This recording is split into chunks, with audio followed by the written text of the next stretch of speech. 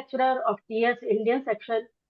She has addressed in various youth camps on motivating and leading youth. She is associated with NGOs and organizations working for holistic development of children. She founded a new lodge, Prayas Philosophical Lodge, in December 2017. The members of the lodge are mostly young children and youth, for whom she conducts weekly meetings and also seminars, special study classes, workshop time to time. During her membership of last 20 years, Suvralina ji has also been an active TS member working for poor and unprivileged children. She took charge of TS Delhi region in 2016 as a regional secretary, and he has been dedicatedly working under the guidance of senior members of TUS. She is the editor of Indian section quarterly e-newsletter, that is Insight. She is a writer, poet, Odissi dancer, and a mathematician also. Now, I welcome multi-dimensional personality Suvralina ji. Kindly enrich us with your discourse. Suvralina ji. Namaste. Thank you, Sushma ji. And I would thank Brother Pradeep Mahapatra and the organizers who have been constantly conducting this Indian section programs non-stop. I think we just took a break for some convention. Otherwise, we have been doing it for Fridays and Sundays for the last so many years. I already have spoken in this forum on different topics and books. Today, it is not a talk actually. We all know this book, right? The Science of Yoga by Brother I.K. Taimni. And I have read it twice or thrice only. I'm sure my seniors were sitting here as participant. They would have read it many times and they would have been practicing the Science of Yoga in their daily life. The objective of this session is to summarize some of the pointers which we can practice in our daily life. It's like converting that science into art. So every art has a science. So the science of yoga can also give us this art of yoga to practice. That is one thing.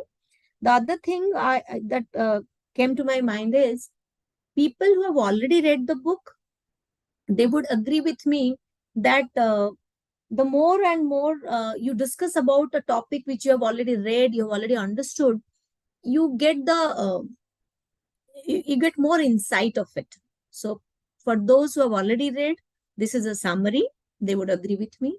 For those who have never read this book, just have got the name of the book, but they have never got the chance to read, I'm not going to explain the book page by page, of course, but definitely after these 2 or 3 sessions of this book we do, I think I would be able to create some interest in people who have never read it to go and read the book in detail. So these are the 2 things I have kept in my mind. And I have developed a PowerPoint presentation, which I had done it long back for my young members. But then I realized, why not share the same PPT and why not, talk about the same thing while we are talking to elders also. Somebody's WhatsApp is clicking, or I don't know, like something is coming as a noise from the background. I don't know. Anyways, so let me share my screen and we will talk about this book in the summary version.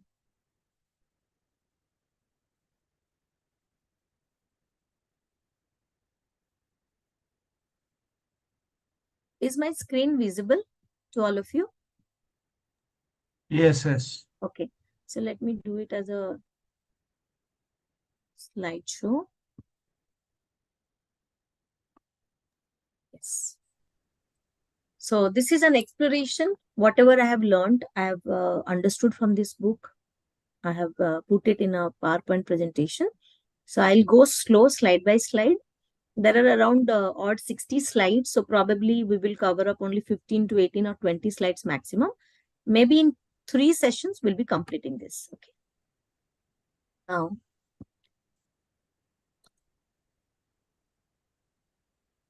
I don't see the, let me do this way so that, the screen will be visible. Otherwise, I'm losing the headings. Okay. So this book is primarily based on Patanjali Yoga Sutra. All of you know that.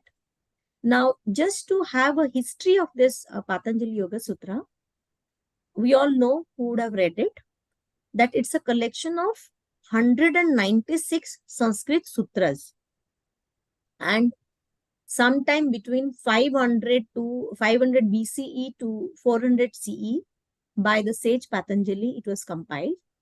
And it was also translated into about 40 Indian languages and 2 non-Indian languages too. Now, before this Patanjali Yoga Sutra was written or compiled, the two texts which was dominating the Indian yoga scene, one was the Bhagavad Gita, because it has a lot of yogic texts and I would say uh, yogic suggestions like karma yoga, bhakti yoga, if we call it as a yoga. So for the name as well as the meaning. And then there was this another thing called Yoga Vasishta's text, which was primarily attributed to Yagnavalkya and Hiranyagarbha. So other than that, this Hatha Yoga, Tantric Yoga and Pashupata Shaivism Yoga, before Yoga Sutra Patanjali's came into place, people were referring to these texts. This was before 20th century. Now, two different traditions like the 8-limb yoga, we call it Ashtanga Yoga, and also the action yoga, Kriya Yoga, they came into picture after 20th century. And you would see that there are many schools, there are many ashrams, or there are many practitioners also for this Ashtanga Yoga and Kriya Yoga. These are very common nowadays. So you would see either a Kriya Yoga practitioner or a Ashtanga Yoga practitioner, but it is not about what yoga we are practicing. It is about what is the true meaning of yoga and what is the science behind it. Let us talk about it in detail. Now, before we talk about yoga, the word Patanjali Yoga Sutra. So I'll talk about the sutra first because it will combine the things. Sutra means what? In Odia, we call it sutta. In Sanskrit, it's sutram. Sutra means a thread. A thread, dhaga, Hindi mein dhaga. So a thread that binds a number of beads in a rosary. Because there are multiple things when we connect them. When we connect the essential aspects of any subject through a thread, through a sutram, then it comes up as a whole something. Otherwise, these will be distorted beads. These will be distorted piece of things. We cannot bind them. The moment we bind them through a thread, through the sutram, it will be easier for us to understand. And it will be also giving us a one-pointedness of knowing the inner meaning of thing. That is why if you look at the last bullet, there is this necessity of struggling with the words and ideas and digging out the hidden meanings. That is ensuring all our assimilation of knowledge so that we develop the power and faculty of the mind. So sutram we cannot ignore. Otherwise, those will be different bits, cannot be connected. That's why a sutra is very much required while we do a study of Yoga Sutra. Now, what is yoga? We all know it. For people who have not read this book or who have never discussed about yoga, for them, the simple thing is yoga word comes from the word yuj. Yuj, Sanskrit में हम धातु शब्द रूप धातु रूप पढ़ते थे ना.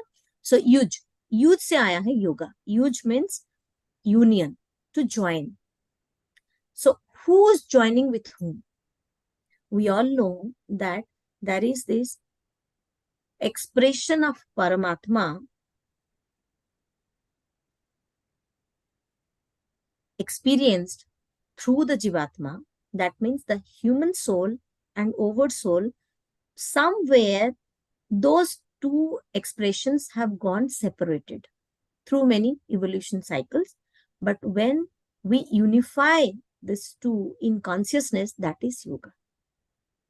So there are various physical disciplines, mental disciplines, spiritual practices which have been originated in ancient India and people have been practicing. But when we get into it, we dwell in the subject, we would realize that ultimately this is the union of Jivatma with Paramatma. Yoga Chitta Vritti Nirodha. Yoga is the inhibition, nirodha of the modifications, vritti of the mind. So the mind which has modifications, when we do the inhibition of it, that is yoga. Simply speaking. So modification of mind, chitta vritti, nirodha is yoga. Very commonly. Now, we all know that we have this body on which we are exercising, and we have the mind through which we are connecting, the breathing thing, the very, very connecting, the pranic energy. All these are through our body and mind. So there is a cycle of things going on. Then we connect with the spirit when we do a bit of meditation. Some people may take a long duration of time to actually achieve the highest level of meditation, connecting the highest level. But then yoga is only this exercise of unifying, uniting, being in union with my lower aspect to the higher aspect, simply speaking. So when my lower aspects are connected to the higher aspects, that is what yoga is all about for every common man. So that is yoga. Now, if we come to explain this a bit, yoga, inhibition, nirodha of vritti of the mind, chitta, vritti, nirodha. Now, let us explain these three things because these are very important to get into the detail of it. Now, chitta comes from chit. And now we all know that sat, chit, anand. These are the three aspects of Paramatma. And from there, this chit comes. Sat, chit, anand. It is the triple aspect of Paramatma, Sat, Chit, Anand. From there, we take this word, chit, is the instrument or medium through which the Jivatma materializes his individual world, lives and evolves in the world until he has become perfected and united with the Paramatma. As we said, so there is a union of Jivatma with Paramatma. We need a medium to do that. So that chit is the medium. What is vritti? It's derived from brit, means to exist. So vritti is a way of existing, which is translated as transformation. But in this context, the word functioning expressed to the maximum degree of significance. Something which exists will function. Something which is there will show up, will work on a particular ground, at a particular plane. So that is the existence or the way of transformation, that is vritti. What is nirodha? That means the controlled, inhibited, restrained, meaning to do the complete suppression in the last stage of yoga. That is when initially we restrain, but then we have a control. So mind,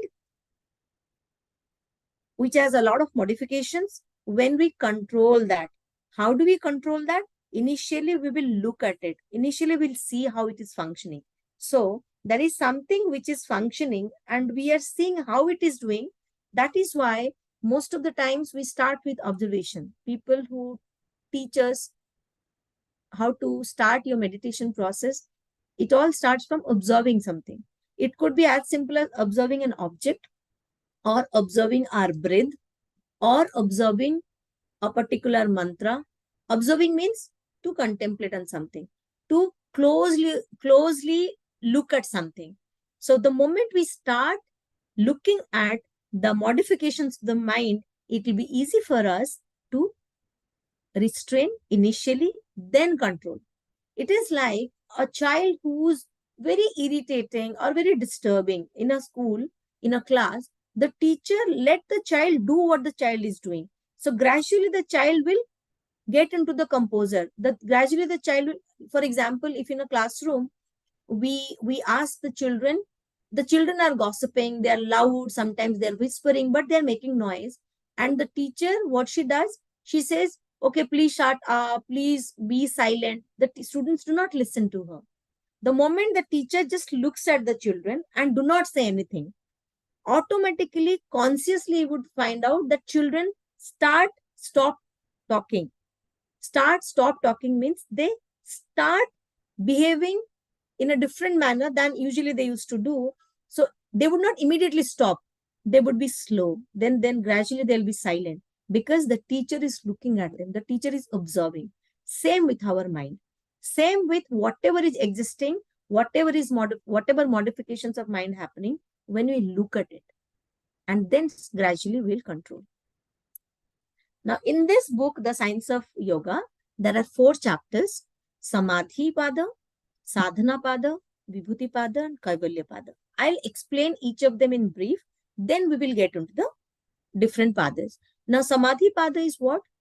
We all know Samadhi refers to a state of direct and reliable perception, which gives pramana, means it is proved, it can show up, it can directly be perceived. So where the yogi's self-identity is absorbed into pure consciousness. Because there is something to witness. Somebody is witnessing and something is being witnessed. So Samadhi is the main technique the yogi learns by which to dive into the depths of the mind to achieve Kaivalya. So Samadhi is the first step, whereas Kaivalya, liberation, is the last thing. So we start with Samadhi. Then there is sadhana. Sadhana is to practice, to discipline by either Kriya Yoga or Ashtanga Yoga, as I earlier said in the first 1 or 2 slides. So there are 2 things in place. Either you do it through Kriya Yoga or Ashtanga Yoga. There are 2 systems of yoga. Then, because that time you are doing the sadhana, you are doing the discipline, you are doing the practice. Then comes the Vibhuti Pada. Vibhuti is what? This is for power or manifestation. Any siddhi, whatever you acquire by the practice of yoga. So first thing is you identify with something, then you keep practicing, then out of doing practice, you obtain a samadhi. Siddhi. So when you obtain that supernatural power, the siddhi, and you acquire it by your practice of yoga, then gradually the combined simultaneous practice of dharana, dhyana, and samadhi is referred to as sayama and is considered a tool achieving various perfections or siddhis. Then comes the liberation, kaivalya. So that's why, so to achieve moksha, people cannot just say that I will instantly do something and I'll liberate myself. No, you have to understand, practice, acquire some power, and when you have that power, how do you use that to liberate yourself? It is like mastering the science to become an art of your life. Many people are there who are natural meditators, who just sit and meditate. They are throughout the day in a state of meditation because they have mastered that art by now. They have that level of peace, the level of relaxation, the level of undisturbed attitude in them by regular practice, by regular disciplining. So yoga cannot just happen instantly. It has to go through a lot of practice. This is the only thing we need to understand, first of all, while we're talking about yoga. Now, while I get into this Samadhi Pada, I have not taken all the sutras. Those sutras which we are supposed to be knowing, understanding, and practicing, I have taken that. People who have read the book, they know it all. People who have not read the book, for them, this is like a trailer of a movie. If you like it, if you find it interesting, find it useful, please go and read the book and dwell into it. This is our individual effort. Nobody can do yoga for you. You can only unify with the Supreme, being in union with the Supreme by your own efforts. Nobody can come and do it for you. That is for sure. Now, coming to the sutra of the first pada, it says the seer is established in his own essential and fundamental nature. Now, The seer is established in his Swarupa, self-realization. It can only be realized from within and not comprehended from without. What a fantastic statement here it is. As I said now, for me, nobody else can do yoga. Similarly, if I want to see, because it all starts from observation, then we get into the deeper aspect of it. We can only see, and we can only see our own self, our own state of being, our own how, our own feelings, our own thoughts, our own vibrations.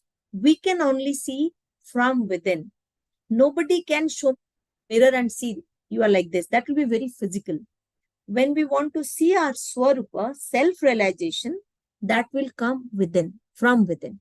This is the fundamental nature of it.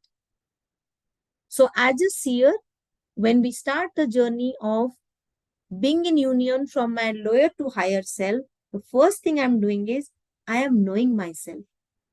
What am I? What are the modifications of my mind? It's like the same thing, the simile I used, no? When the children are shouting, the teacher is just looking at them. If my mind is chattering, if my body is chattering, if my body is restless, my mind is restless, first thing I'm going to do is look at it, realize what is going on. Why is it so? Why it is happening? The more and more I calmly look at it, I would get to know. I would start realizing myself. Self-realization starts only from self-awareness. Nobody can even make me self-realized unless and until I'm self-aware. This is a very simple step. Am I aware what is going on within? Am I aware where my mind is rushing to? Am I aware what interests me and what I don't like? My likes, my dislikes, my pleasure and pain, my happiness and sorrow. It can only be known by me because I am the seer. I know what is what is going on in my mind and heart and soul. So this is how we start. So I just took this picture just to illustrate something. Most of the time, we are looking at things, multiple things altogether. That is why even if there is only two trees on both my sides and one bright sun, my mind is not looking at that. My mind is already full with a lot of things. And I mean, for fun, I had added this picture because there is this human being who's given this beautiful nature, prakriti of trees and sun, but the mind is in all other things. The mind is so full, so filled with so many things that the very basic thing around the person's mind is not able to see, perceive. The little dog, little creature, the animal doesn't have any desire for all the stuff shown in that mindful picture. So the dog as a creature is looking at things as is. So are we really, by being human, forget about good or bad, are we as human beings, are we able to see what we see, or our mind is somewhere else? I think this picture tells a lot of things here. Even if we are sitting in on the bank of a river or maybe on the sea beach, our mind is somewhere else. We are not there at that particular time. In one of this management theory I had read somewhere, that is called being there. Being there means, for example, we all are sitting here. We are studying. We are doing some discussion on science of yoga. Am I here? Or my mind is somewhere else? Okay, 7 o'clock it will be over. After that, I'm going to do this. Okay, I have to also cook. Because we are like that. It's not like we are like that. We have made ourselves like that. We have got into this habit of not being there at that particular moment. Rather, every moment I'm in some other moment. Is it clear what I'm saying? Every moment, I'm not in that moment. I am in somewhere else. Either I'm in my past moment or in my future moment. So what is happening? Most of the time, I'm not in the present because my mind is filled with my past, or my mind is also filled with my future anxieties and aspirations and desire, whatever we call it. And we say that we will be doing yogic exercises. This is the awareness I was talking about. Let us understand where generally my mind goes. There is a simple exercise we all can do. Most of the time, what are the thoughts coming to me? If we start being aware of that, most of the times, am I thinking only fearful thoughts? Or most of the time, am I, occupied with happy thoughts? Or am I occupied with anxious thoughts? Or am I occupied with, very highly positive spiritual thoughts? What am I generally is the first thing I must know. From there, our journey will start. Otherwise, we are not going to succeed in our yogic practices. Forget about exercises, forget about meditative uh, state of beings. First thing is, let us be aware whether I am mindful on something or I am already, my mind is full.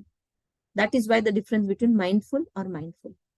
Am I in the present, in the past, or future? That we have to ask.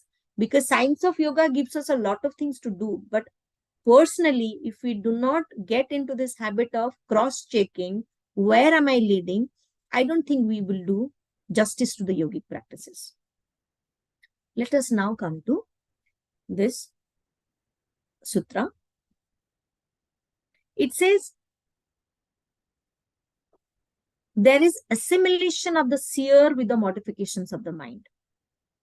When the chitta vrittis, the modifications of the mind, are not in the state of nirodha, and the drashta is not established in his swarupa, he is assimilated with the particular vritti which happens to occupy the field of his consciousness for the moment. For example, imagine a lighted electric bulb suspended in a tank full of water.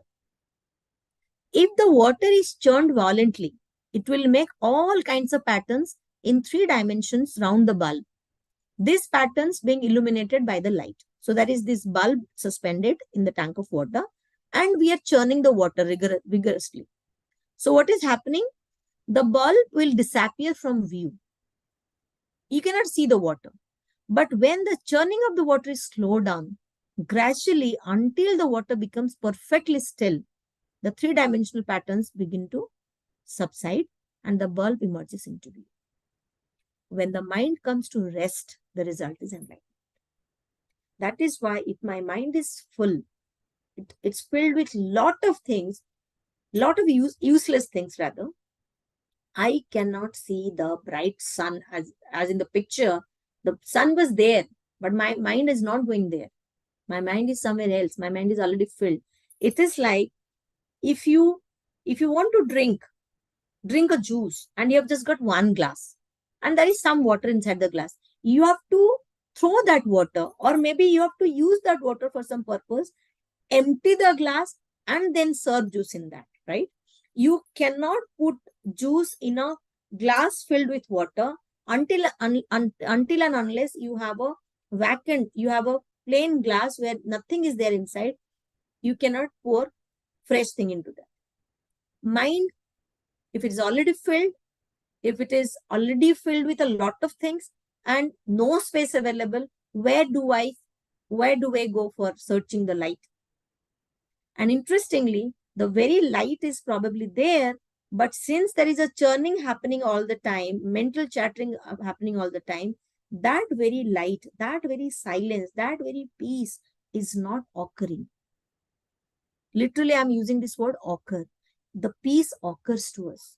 The silence occurs to us when we give a scope to it to occur. When we give a pause to things, then it occurs to us. So silence, light, peace, whatever we call it, joy, it has to occur only when we are ready to give it a space, ready to give it enough open space rather to manifest. Let us not fill our mind So that is why the modifications happen and we don't see the actual thing as a seer. Now, what are these modifications of mind? Let us understand. Modifications of mind are fivefold and are painful or not painful. Sometimes mind is not necessarily always always thinking about pain, sorrows, or something like that. Sometimes we are overexcited about things. We are already overwhelmed. So it is not necessarily always pain and sorrow. It could be excitement, happiness also. But then also this mind is filled. So what happens if you could look at that that palm I have put it as a picture. These five things: memory, sleep, imagined, wrong, right, all these are filling in our mind, and that's why all these modifications. Like the right knowledge, the thing I already know, which is a right knowledge, that is in my mind. The wrong knowledge is also in my mind.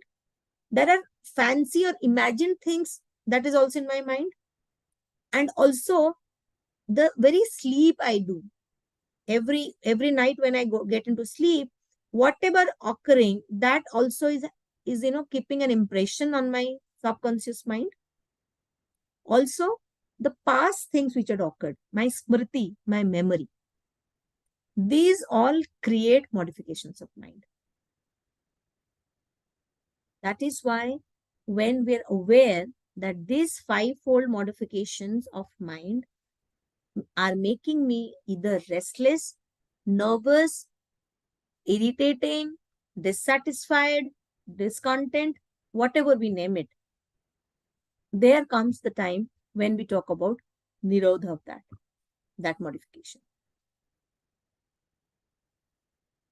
So this is another way of looking at the things. What are the modifications of mind? Sometimes when we are very knowledgeable, that also gives an impression on our mind, and we don't want to listen more. When we are not at peace because we already know a lot of things, we're not at peace. We don't want to listen to anyone. We don't want to consider anyone.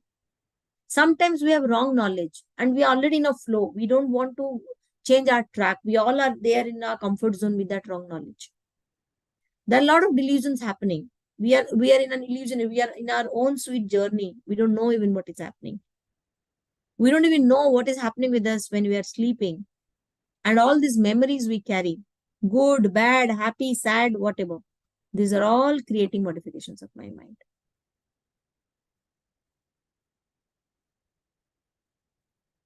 To the sense organs with the outer world, we have already created certain images, and all those images have gathered and stored in my mind. And those images which are not reflected on the screen of the brain, the mind continues to be active even if we are in our nidra. That's why mind is continuously engaged. Now, how do we do that? Bhagavad Gita has also said this. Chanchal man, usko kaise hum control karenge? When Arjuna asks, this is like, we cannot, control it. Sri Krishna gives two things as an answer to it: vairagya and abhyasa. So how do we do this? Abhyasa, effort for being firmly established in that state. Vairagya, consciousness of perfect mastery of desires. Now, if you look at this balance, the picture of balance I've kept at the end, never give up, always let go. Practice is never give up. If we are into a good habit, a good practice, let us not give up that practice. So we have to be glued to that habit. Any habit which we give up cannot be a practice. Practice calls for giving up, never giving up. Sticking to that. I want to do this at this particular time. I will do it. I will read these many pages. This is how we start our journey. A basic practice of being disciplined will go a long way. We'll never give up that habit. That becomes our practice. And what is let go? So somewhere we are letting go and somewhere we are not letting go. Practice, I am not letting go. Practice, I am not giving up. I will do it. And vairagya, letting go. Let me see. What is that I cannot let go? We think probably I will let go this, but I don't think I'm not going to let this go. Any object, any person, my favorite thing, my desires, something I'm very glued to. Let us get into the habit. Can I let it go? Can I be really non-attached to something and live my life? The two most important foundation of yoga. Unless and until we master this abhyasa and vairagya, it will be definitely a bit difficult for us to have our yogic practices, meditative practices. So practice is something I'm going to stick to, and non-attachment I'm going to practice, as in attachment I'll let go. Now, let us talk about practice here. Practices must be continued for a long time. And for anything to be practiced, we need courage and perseverance. At times, we might think, no, I don't think I'm going to, go a long way with this practice. You cannot just say yoga will happen instantly to you. There is no quick fix approach here. Whatever the science develops, whatever human mind develops, whatever artificial intelligence develops, and things happen on a very quick fix approach, yoga cannot happen on a quick fix approach. One has to be courageous and one has to persevere also and continued for a long time. If somebody does a basic yoga practices, let's say for a couple of weeks, and then leaves it, and then think, okay, I'll come back, and no, you have to again start again, because your body, mind, every nerve of it, your body, they demand practice to hold that breath for certain time, to hold that posture for certain time. You need that perseverance, and there should be no interruptions. Every new technique we learn, every new technique we want to practice should be practiced continuously until it's sufficiently mastered. So this is about practicing yoga. Also, to give ourselves completely to that particular work, that kind of a devotion, that one-pointed attitude. If somebody wants to continue to be on this spiritual path, you cannot say that I'll do it for a couple of months and I'll leave, I'll get into all these attachments and I'll get into a very different life, living life altogether. Then after 6 months, I'll come back. It is not a seasonal thing, right? Spiritualism is not a seasonal thing, no? That this is my summer house, I'm going to spend my summers there and then come back and I'll see. No, it's not that. If we are serious, if you really want things to go with us for a long run, we have to continuously do it with all our one-pointedness and practice it with a lot of courage, of course. And yoga, like I said, yoga just doesn't happen on its own. We have to put our efforts. Then only we can go a long way. And now talk about vairagya. That is this bold bullet, second point. Both attraction and repulsion bind us. We think only by being attracted to certain things we are being attached. No.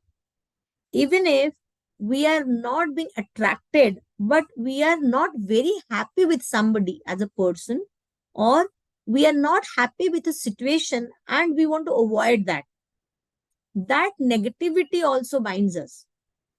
So it is not always positivity, something we like and we are being attached.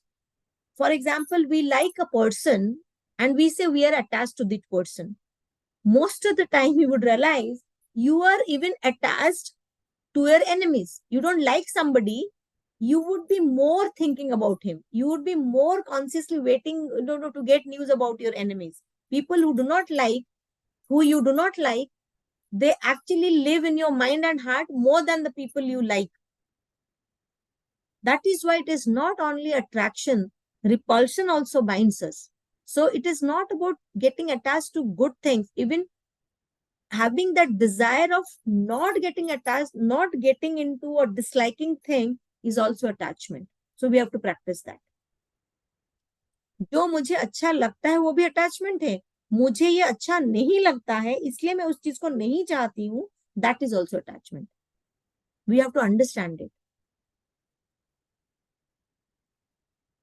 Because the desire keeps the mind in a constant state of agitation. The desire of having something and also the desire of not having something. Most of the time we say, I don't really like this. I don't want this in my life. But then you are attracting that. That not, I do not want this in my life is also attachment. I want this in my life is attachment. I do not want this in my life is also attachment. Because you are engaging your mind in that. It sounds funny, but that is the truth of life. That is how the mind is tuned to be. It keeps on thinking what it doesn't like. And it occurs too. Many of us would have experienced this. So we have to grow beyond liking and not liking, both. It's not always liking that creates attachment. I've already explained that there is a reference from Bhagavad Gita regarding Abhyasa, dedicated practice, and Vairagya. Vairagya from both happy and unhappy things, both good and bad. So let us do a good exercise. Let us analyze our life. Awareness of our own lives. How do I analyze my life? The very experiences I go through in my life, let me question that.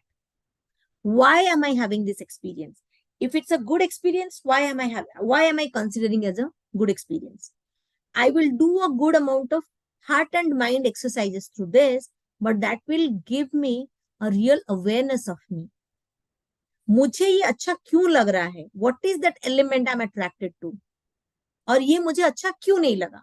Oh, somebody behaved so in a different fashion, which I don't like. You don't like, that's why it's a bad experience for you. For somebody else, it's a good experience. So it's experience. We cannot generalize that. So what happens? We are not aware of what is going within my mind and heart. Most of the times, we just go by the experience. But the moment we take a pause, ask why that experience was good for me or bad for me or sorrowful or happy for me, I would rather get a good answer when I question it. And let us argue with ourselves. If something occurs to me, because we have got into this habit of, having a cushion on our back and, relaxed, everything is going goody-goody, we are not questioning our own selves also. Whatever I'm thinking, let me argue with myself. Till the time I actually rationally get what I'm saying.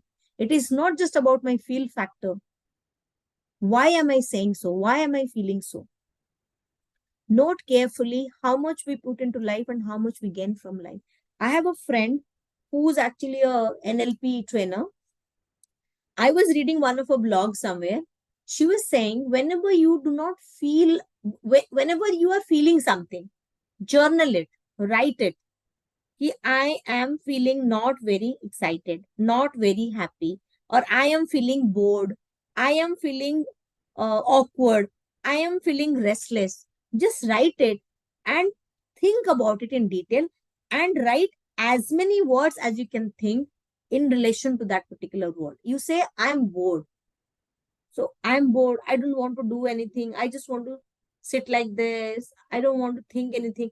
Just keep on writing that. Even if you cannot write, just think through that in detail. I'm feeling happy. Oh, I'm feeling happy. So I want to do a lot of work today. I'm feeling happy. That's why I'm, excited to call my friends. I'm feeling happy. That's why a long pending work, which I could not start, I am kind of going to start that.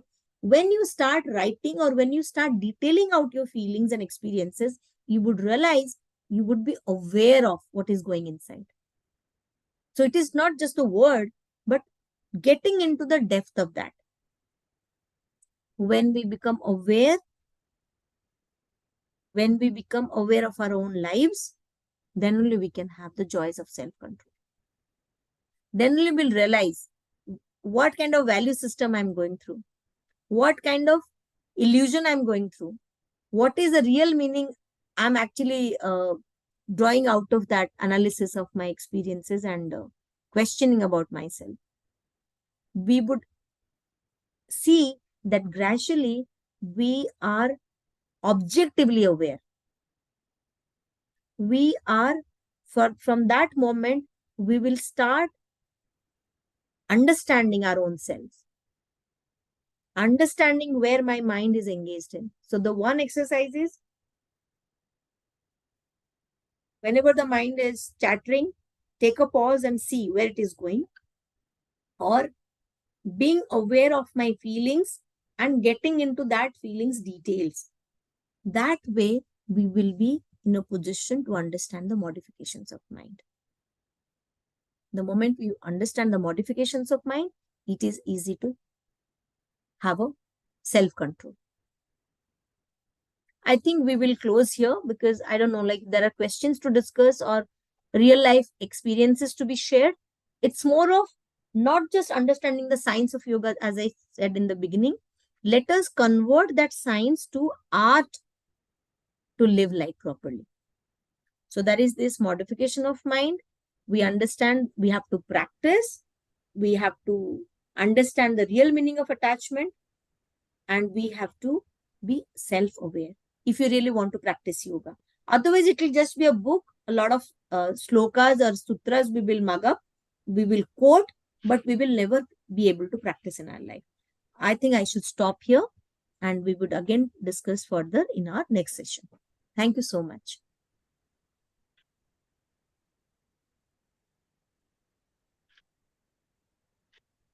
Thank you, Suvralina ji. Thank you so much. You have said we are supposed to convert this science of yoga into art, or yeah, art of living. You have explained some important sutras very clearly with examples. You have cleared the three aspects of study or learning. First is shabdat, that is semantic, yani lexical meaning.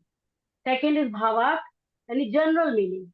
And third is reality, yani pragmatic way of dealing. So you have presented three aspects of learning this book or studying this book. I am very thankful to you. Now the platform is open to ask questions from speaker or anyone. He or she can add their views. Yeah, people can Welcome. share their views. I don't think Hmm. I'm a yoga master to address questions because I'm still learning and I'm at a very lower level now. But people who have got good yogic experiences, who have understood in depth, they might throw some light on this subject. But it's a good book for anyone who really wants to, convert the science into art. It's a very detailed book. I understand we cannot study this book in detail, but I thought, why not go for a summarized view of it? At least to understand the brittis of the chitta. It's very difficult to understand the inner meaning. Yeah. We are all treading on this path.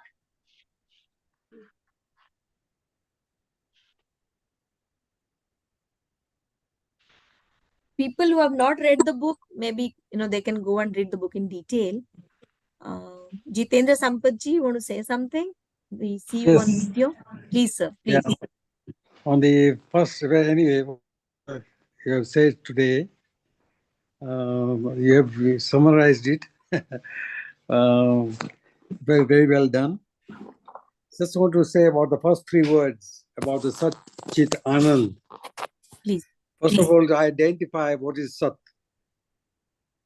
Our real self is not the body, not the mind, no desires. Those are things that we are Digambar, absolutely with nothing, no cover. And we are pure and we are powerful beyond measure. So that one you must understand, that we are the Sat. And when they say about Chit, try and put a word Chit in your bullet as awareness. When you are aware of yourself, there is joy, bliss, absolute bliss. You see, when you reach that level, in theory, we just put it now in theory, that I am not this body, I'm not this, what the personality, totally nothing, absolutely nothing. I'm a light. I'm a more radiant, very glowing light. That is I am. And light means also wisdom, knowledge. So I'm that Sat. Chit means now I'm aware of myself. There's nothing else but bliss. Thank you. Thank you. Thank you, sir.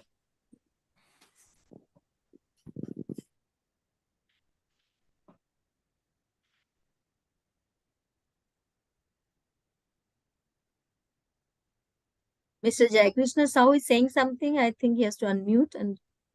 No, I want to add something. Just to add, it is not addition, but just some substance of the discussions about awareness. Actually, we are not aware of our own thought, our own mind. So the sadhaka who is aware of the thoughts, every moment to moment it is going, coming, going, coming. So that man, that sadhaka can be aware actually what is really chitta vritti. So that chitta vritti, if one becomes aware of it, the moment he becomes aware of it, then and there that vritti stops. So we have to reach to that state by meditation. Because even if we are taking breathing, taking in and out, there is a gap. So while meditating, Lord Buddha said, while meditating, that gap, if you can be able to find out that gap, if you are able to locate that gap, to become aware of that gap, that is also awareness. So the real awareness for a sadhaka in Patanjali Yoga Darshan, what say, whatever in the sadhana pada it is mentioned, that is this awareness.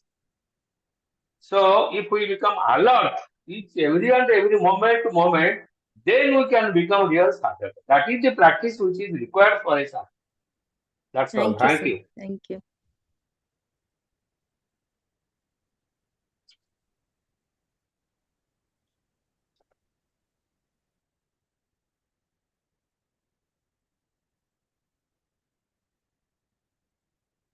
Yeah, I think Sushma ji, you can conclude for the day and we will meet next Sunday again for the next session. If there is no question, do I close it with prayer?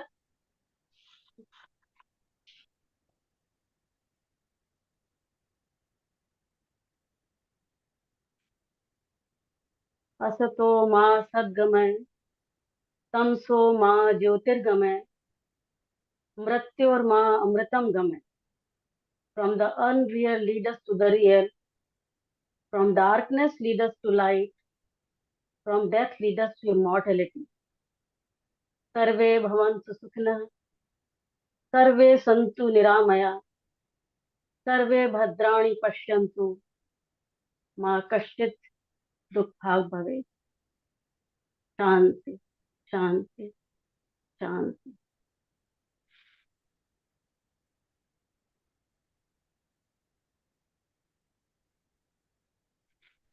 Thank you all for joining. Thank you, Suvralina ji.